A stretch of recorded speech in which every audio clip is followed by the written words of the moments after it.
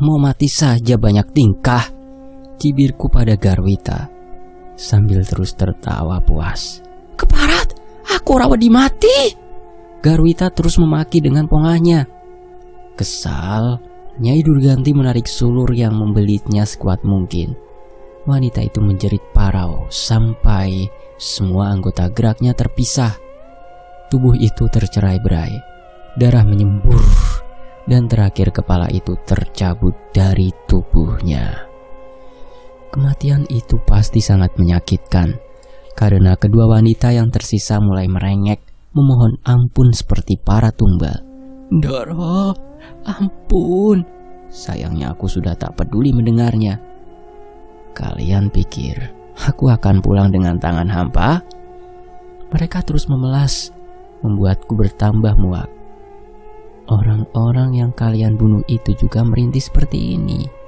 Tapi pernahkah kalian mendengarkannya? Keduanya pun terdiam. Jadi matilah, kita akan bertemu di neraka. Sekali lagi Nyai Durganti melakukannya. Menyusul Garwati, bersimbah darah.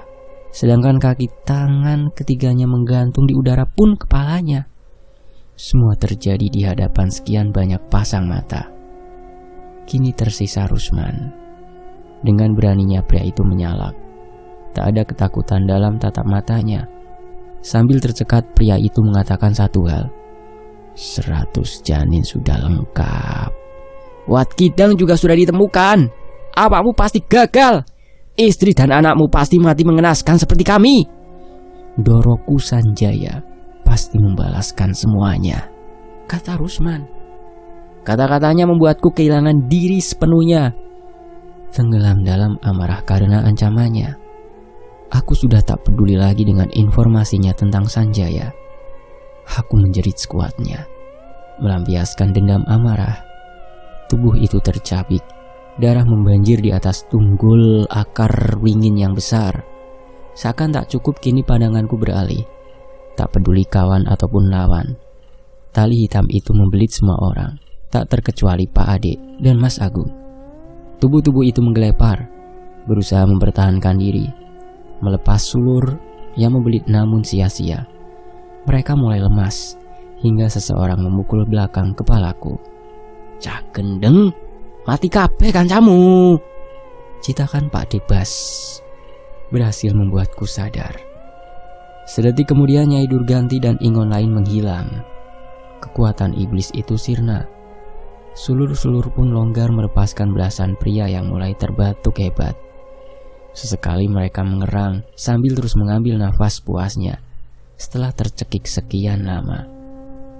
Beberapa abdi Garwita bangkit melarikan diri, namun aparat yang datang bersama Pak Debas langsung melumpuhkannya. Malam senyap berubah gaduh dan riuh. Aku duduk begitu saja di atas tanah dan dedaunan kering, mengusap wajahku berulang kali.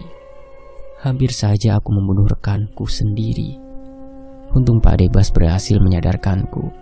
Telat sedikit pasti sudah lain cerita. Semua terjadi begitu cepat. Hanya sekian menit berlalu, cahaya lampu mobil di kejauhan menarik perhatian semua orang. Kelap-kelip lampu biru, merah, milik ambulan dan polisi memantul di batang jati yang rapat. Begitu mobil-mobil itu berhenti, belasan polisi dan para medis segera mengevakuasi korban yang selamat, juga mayat yang tercerai-berai di bawah batang beringin. Aku bisa mendengar beberapa orang yang mual karena ngeri. Air darah berembus bersama angin malam. Semua seperti euforia dalam kepalaku. Rasa puas itu perlahan menggelitik, membuatku hampir saja tertawa, sampai suara seseorang mengherdikku. Pak Andra kenapa tidak bilang? Pak Ade akhirnya menyadari kedatangan Pak Debas bukan kebetulan. Dia tahu bahwa aku telah merahasiakan semuanya. Kalau bilang sama saja rencana ini terbongkar, jawabku setenang mungkin, membuat pria tegap itu meradang. Bukan begitu, ini nekat namanya, mengumpankan orang lain. Kalau gagal bagaimana Pak Andra? Ini kali pertamanya kami berselisih. Tapi berhasil kan? Jawabku. Pak Ade semakin berang, wajahnya membesi dengan tangan yang mengepal. Aku sudah bersiap seandainya pria ini melayangkan tinjunya. Berhasil apanya? Telat sedikit kami pasti sudah kaku. Apa sejak awal Pak Andra sudah tahu bahwa Rusman berkhianat? Pak Ade mencerca sambil menunjukku berulang kali. Iya, sejak Pak Ade bilang kalau mereka punya orang dalam, justru kita bisa menyingkirkan mereka sekaligus. Pak Ade saja yang tidak peka. Tapi pria itu pasti tak akan mati. Seandainya saja Pak Andra mengatakan pada kami tentang Rusman sebelumnya. Pak Ade menunjuk pria yang menggantung di dahan, tunggal Megatruh yang pertama. Itu sudah ajal. Pendekku membuat pria ini semakin kesal. Tapi kan dia bisa saja punya anak dan istri di rumah. Apa Pak Andra memikirkannya? Ucapan Pak Ade membuatku habis kesabaran. Bisa-bisanya dia bicara seperti itu, padahal apa yang aku tanggung lebih berat daripada kematian. Aku bahkan tak bisa membedakan suara hatiku dengan bisikan Nyai Durganti. Aku bangkit dan mencengkeram kerah bajunya, mengatakan dengan lantang, tepat di depan wajahnya, semuanya. Kamu pikir saya dengan senang hati melakukan semua ini, ha? Meninggalkan Adis juga Aji untuk membayar perjanjian sialan yang bahkan saya tak tahu. Aku meledak. Di hadapan semua orang kami bertengkar hebat. Semua mata terpaku padaku yang mulai kalap. Berhentilah jadi orang munafik. Kita tidak bisa menyelamatkan semua orang. Entah nanti, besok, lusa, semua pasti mati. Jadi jangan pernah mengajariku seperti orang tolol. Aku mendengus sambil mendorong tubuh Pak Ade menjauh. Pria itu bahkan sampai terjungkal. Emosiku bergejolak dan tawa Nyai Durganti yang menggema membuat dadaku semakin panas. Desiran itu kembali naik, tapi aku segera menenangkan diri, menarik nafas yang panas berulang kali. Pria itu kembali berdiri dan mematung, sedangkan Pak Debas dan Mas Agung memilih diam dan melihat perdebatan kami dari jauh. Aku berbalik arah, berjalan lurus menuju genangan merah di atas tanggul akar yang besar, mencari sesuatu. Ketemu. 3 simpul itu tergeletak di atas gumpalan darah yang beku. Aku meraihnya dan mulai menelan satu persatu simpul yang ada. Mungkin karena pertama kalinya menelan 2 simpul sekaligus, rasa panas seperti saat pertama kali menerima Nyai Durganti menerpaku. Aku menunduk, menahan panas yang merajam. Sungguh nyeri, bahkan rasanya bahkan sampai menembus ke belakang punggung. Aku terbatuk hebat sambil memukul dadaku berulang kali, tapi rasanya justru semakin buruk. Pak Debas menyadari jika aku mulai kehilangan kesadaran. Pria itu mendekat lalu menepuk punggungku pelan. Entah apa yang sudah dia lakukan, perlahan rasa panas itu mereda. Tersisa simpul terakhir, milik Raksa. Saat aku membuka mulut, pria itu secepat kilat merebutnya. Sial. Berikan!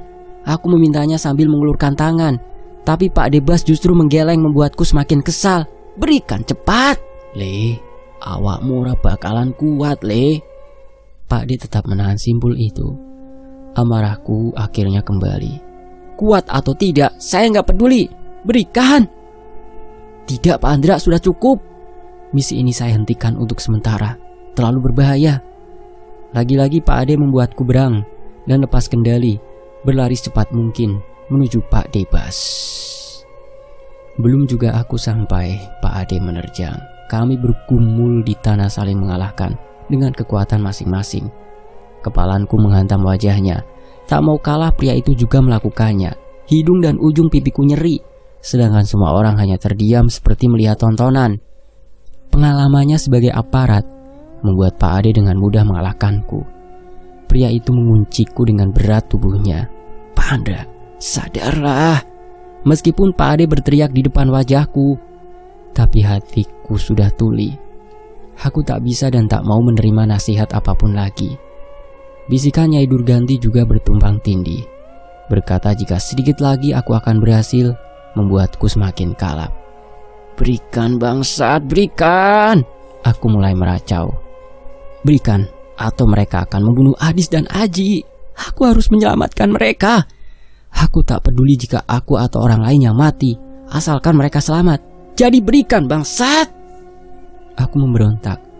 Pak Ade yang tak siaga terhempas karena kepalanku berhasil menghajar wajahnya sekali lagi. Dengan cepat aku sudah berdiri dan menerjang Pak Debas. Belum juga aku menjangkaunya, pria nyentrik itu sudah melayangkan kakinya. Dengan sekali gerakan, dadaku sudah dihantam sampai terjungkal. Keributan itu membuat beberapa anggota yang lain mendekat. 2 orang mengunci kedua tanganku saat aku belum siap. Aku memberontak, tapi sia-sia. Mereka semakin keras menekan bahuku, memaksaku berlutut.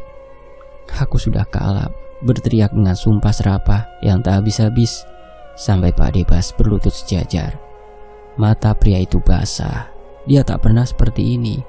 Bahkan saat aku hampir mati, pria itu tak pernah bereaksi apapun. Tapi kali ini dia sampai menangis. Andra, sejak kapan awakmu koyong ini? Ojo rungokno bisikan demit sing gawe awakmu kentir le.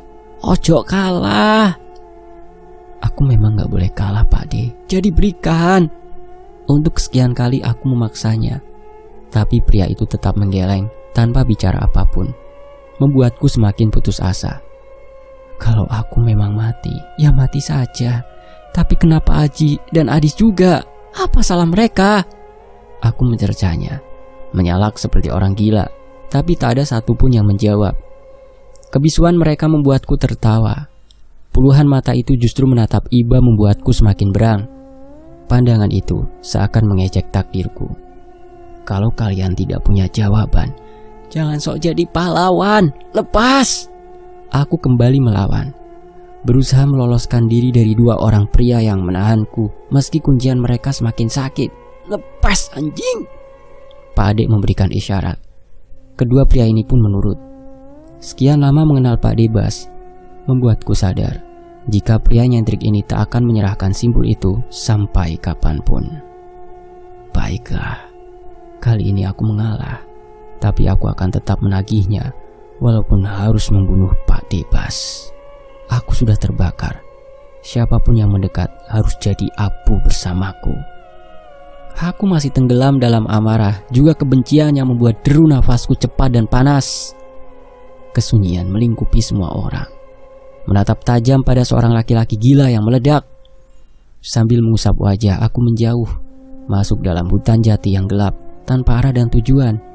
Suara panggilan Pak Debas dan Pak Ade tak sekalipun aku hiraukan.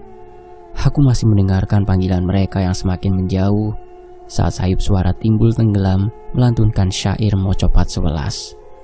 Kidung itu terus mengalun, lirih seperti bisikan, mendayu terbawa angin dan gemerisik dedaunan memanggilku. Suara itu terdengar jauh tapi juga dekat. Seorang pria pemilik simpul yang tersisa. Siapa? Keturunan Dewan Daru, Abimanyu, Arjuno atau Sanjaya? Senyumku mengembang. Nafsu itu kembali naik, membuatku berlari padanya. Le! Pak Debas berteriak, memintaku untuk kembali. Suaranya bersahutan dengan perintah Pak Ade pada bawahnya yang lain. Kejar dia! Tapi suara mereka tak mengurungkan niatku untuk menemukan pria ini. Rasa haus itu semakin besar, pun keinginanku untuk melihat darahnya. Sorot lampu senter juga teriakan beberapa orang saling menyahut, memecah keheningan hutan yang gelap. Mereka terus berteriak, memintaku untuk kembali. Lagi-lagi aku menulihkan telingaku. Aku terus menembus hutan jati dengan bantuan cahaya bulan separuh yang redup. Berlari di antara batang pohon yang rapat. Tunggul akar yang mencuat membuatku terjungkal dan berguling di atas daun kering. Celanaku koyak dan basah karena darah yang merembes, pun luka di tangan kiriku kembali terbuka. Aku tak peduli. Tubuhku seakan mati rasa, terus menerjang seperti binatang yang terluka. Dasar gila, darah itu membuatku semakin bersemangat. Lantunan kidung itu semakin jelas, sedikit lagi semua selesai. Meskipun artinya ajalku semakin mendekat. Sedikit lagi, aku akan bebas dari takdir Wijaya. Aku tertawa membayangkan waktu itu tiba. Akhirnya aku sampai di tempat pertama datang, di pinggir jalan aspal yang gelap. Aku meluaskan pandangan, mencari dalam kegelapan. Ketemu. Di ujung jalan menikung siluet seseorang berdiri tepat di sebelah mobil hitam seakan menungguku. Aku berhenti berlari, mengatur nafasku yang memburu dan berjalan mendekat sambil mengusap dahiku yang berkeringat. Menyeringai tanpa sadar, perasaan itu semakin kuat, menggelitik perutku, membuatku semakin tak sabar. Siapa yang berani memanggilku? Siapa yang berani menjemput ajalnya? Keturunan mana yang suka rela mengantarkan nyawanya, menyerahkan kekuasaannya? Jarak kami semakin pendek. Kini di hadapanku berdiri seorang pria berbeskap hitam dengan belangkon warna senada, dan ucapannya membuatku yakin jika di dalam pria itu sudah menunggu pemilik ritual Gambuh. Doro Chandra, Tuan Dewan Daru menjemput sampean. Abdi itu menunduk takdim pada junjungannya, Haku. Pintu mobil itu terbuka. Seorang pria duduk bersedekap di kursi mobil sambil merapalkan syair mocopat dengan lirih. Sang abdi sudah memanggilnya berulang kali, tapi pria itu bergeming. Darah menetes dari hidungnya. Bagaimanapun, memanggil Nyai Durganti membutuhkan energi yang tak sedikit. Dia terus terpejam sambil bergumam hingga suaraku menyadarkannya. Aku sudah datang. Pria ini tersenyum sambil mengusap darah dengan ujung kemejanya. Menunduk hormat sama seperti sang abdi. Ndoro, kulo Seno Dewan Daru. Seorang menunggu sampean. Mari. Suaranya sungguh kemayu seperti seorang wanita. Menunggu? Tentu saja aku bertanya. Saya tidak bisa mengatakannya di sini. Jadi mari. Meskipun ragu, akhirnya aku menurut. Masuk ke dalam dan duduk tepat di sampingnya. Mobil melaju perlahan bertepatan dengan Pak Debas dan Pak Ade yang berhasil sampai di pinggir hutan. Terlambat. Seandainya saja mereka sedikit lebih cepat, karena bisa saja aku tak akan bertemu lagi dengan keduanya. Sepanjang perjalanan, pria di sebelahku ini bergeming, menunduk hormat dan tak bicara apapun.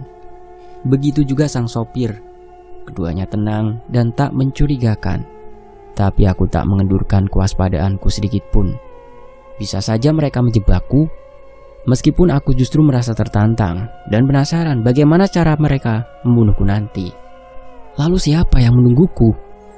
Aku harap dia adalah keturunan Arjuna, pemilik ritual Asmoropati, sosok perempuan kepala terbang, setan laknat yang berani menyakiti Aji. Aku pastikan dia membayarnya dengan harga yang pantas. Tapi itu juga kalau mereka belum membunuhku terlebih dahulu. Lintasan kenanganku dengan Aji mengingatkanku pada Raden Setia, juga sosok bertanduk yang aku lihat saat menyelamatkannya dari dimensi astral. Sanggupkah jiwaku menahan semua ritual ini? Bagaimana jika akhirnya aku menyerah pada bisikan mereka? Jujur saja, Nyai Durganti tak pernah lelah menawarkan dunia. Mungkin ini alasan kenapa Pak Debas dan Eyang Damar melarangku setengah mati. Mereka khawatir jika aku gagal dan menjelma menjadi iblis yang sesungguhnya. Setelah sekian jam lamanya menyusuri aspal dan jalan berbatu, akhirnya kami sampai. Matahari pagi yang tertutup awan mendung membuat rumah besar dengan halaman yang luas itu sedikit singgup. Apalagi dengan beberapa pohon beringin dan asam yang besar tumbuh di sudut pagar. Akar-akar itu menjuntai seperti rambut, mengingatkanku dengan kejadian semalam. Meski berada jauh dari keramaian, tapi rumah ini begitu megah, berwarna putih dengan hiasan 4 pilar besar di terasnya. Sedari tadi perasaanku meluap-luap. Desakan tak sabar ingin melihat darah, menyadarkanku jika ini adalah gejolak milik Nyai Durganti. Kami mulai melebur jadi satu. Sialan. Mobil berhenti tepat di depan teras. Pria kemayu itu menuntunku masuk. Langkah kaki kami menggema dalam ruangan yang besar dan sepi. Kami terus berjalan melewati beberapa ruangan lain dengan perabotan kuno yang terawat, pun puluhan lukisan klasik pemilik rumah. Meskipun mewah, rumah ini redup dan anyep. Udaranya juga sesak. Samar-samar aku mencium bau anyir yang pekat. kami sampai di ujung lorong. Di depan pintu kayu yang paling besar dengan ukiran aneh. Saat aku perhatikan lebih lama, pahatan itu membentuk lingkaran yang menghubungkan 11 sosok iblis yang ada dalam buku hitam milik Wijaya. Garis-garis itu bertemu di tengah, menunjuk sosok kambing yang bersila sambil memangku anak kecil laki-laki berkepala rusa. Saat pintu ruangan itu terbuka sempurna, bau menyan menyeruak dan darah itu makin amis, seakan bersumber dari dalam ruangan ini. Ruangan di depanku ini redup dan penuh asap, tanpa jendela, hanya bohlam kuning sebagai penerang. Cahayanya bahkan tak sampai ke ujung ruangan. Seorang pria renta berdiri menungguku, memakai beskap bergaris, lengkap dengan belangkon juga keris yang terselip, menunjukkan statusnya sebagai bangsawan. Di belakang tubuhnya, sebuah tirai hitam terbentang menutupi sesuatu. Suara mengerang tertahan terdengar dari sana. Seseorang yang meregang nyawa. Begitu pandangan kami bertemu, pria itu menunduk takdim seperti Seno. Ndoro Salim Chandra, sungguh beruntung kita masih bisa bertemu. Saya Tirto Abimanyu. Mata kelabu itu menatap dalam, mengingatkanku pada Wijaya. Apa pria ini juga menyimpan kepedihan yang sama? Abimanyu, pemilik ritual papat sinom, anak-anak tenggelam yang dikuburkan Pak Debas. Ya, tapi aku tak merasakan ingon itu dari pria di depanku ini. Lalu simbol itu ada di mana? Suara erangan itu kembali terdengar, kali ini lebih keras. Seno membimbingku masuk. Pintu itu tertutup rapat. Kini kami bertiga saling terdiam tanpa membuka suara. Sesekali dua pria di hadapanku ini saling melemparkan pandangan. Udara semakin berat dengan prasangka, juga puluhan tanya yang menggantung dalam benak masing-masing. Aku sedikit kesal dengan sikap keduanya yang tak kunjung bicara. Sebenarnya apa yang kalian rencanakan? Tanpa basa-basi, aku mengatakan dengan tegas sambil menyilangkan tangan. Entah kenapa kali ini aku merasa di atas keduanya. Aku tak pernah merasa jumawa seperti ini seumur hidupku. Aku benar-benar berubah. Pria tua itu menarik nafasnya berat. Dengan bibir yang bergetar, akhirnya dia mulai bicara. Ndoro, saya dan Seno tahu betapa beratnya panjenengan menanggung semua ini. Menggenggam takdir sebagai sumpah Wijaya. Julung kembang yang harus menyelesaikan semua ini dengan nyawa panjenengan sendiri. Aku masih terdiam, menerka ke arah mana sebenarnya dia bicara. Penderitaan? Tahu apa dia? Satu hal yang harus Ndoro ketahui, tidak semua lelaku ini sukarela melakukan ritual mereka. Kali ini Seno akhirnya angkat bicara. Wajahnya sendu, mengusap wajahnya dengan gemulai.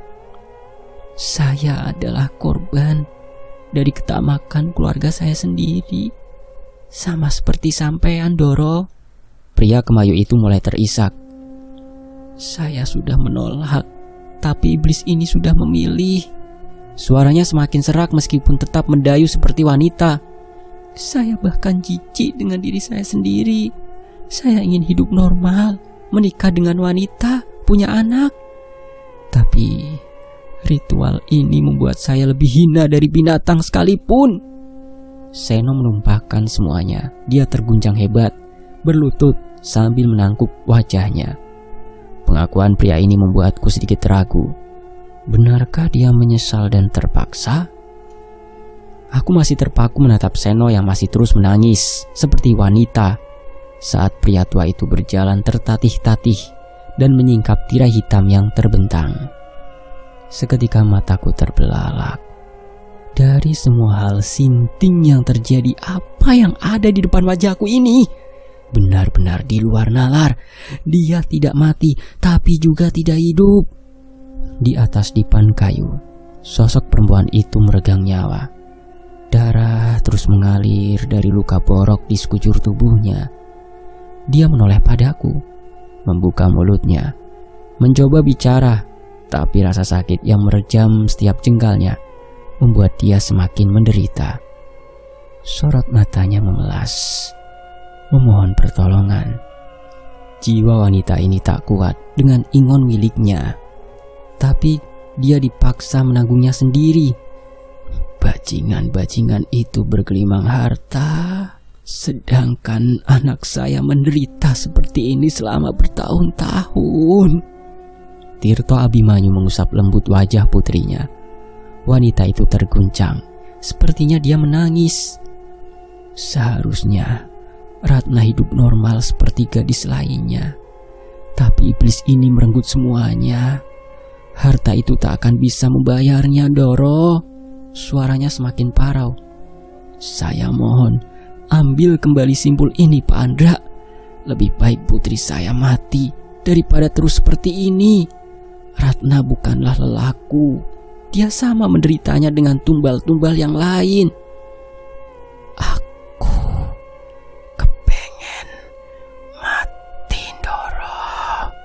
Ratna Dewandaru berkata dengan kekuatannya yang tersisa. Kenyataan ini membuatku gamang. Aku pikir selama ini mereka semua adalah orang-orang yang kejam dan bengis. Namun melihat penderitaan Seno juga Ratna benar-benar menamparku. Sekalipun bisikan Nyai Durganti terus menggema, meminta darah, tapi aku bergeming. Gejolak emosi dan kebencian itu mereda. Pertanyaanku datang, benarkah yang aku lakukan selama ini? Merebut semua simbol ini dengan nyawa mereka? Seno terisak, semakin sesak, sedangkan Ratna Abimanyu berkali-kali tersenggal, merasakan sakaratul maut yang tak kunjung usai. Apa kalian yakin? Tanyaku ragu. Seno mengangkat wajahnya. Saya sudah bertekad kalau hari ini saya harus mati. Jika benar keluarga saya harus membayarnya, maka itu adalah pembalasan Allah. Untuk sekian lamanya, aku mendengar asma itu kembali. Pemilik segala sesuatu yang ada di dunia ini. Rob yang telah lama aku tinggalkan. Kini aku merasakan hatiku kosong dan dahaga. Rindu akan pengampunannya.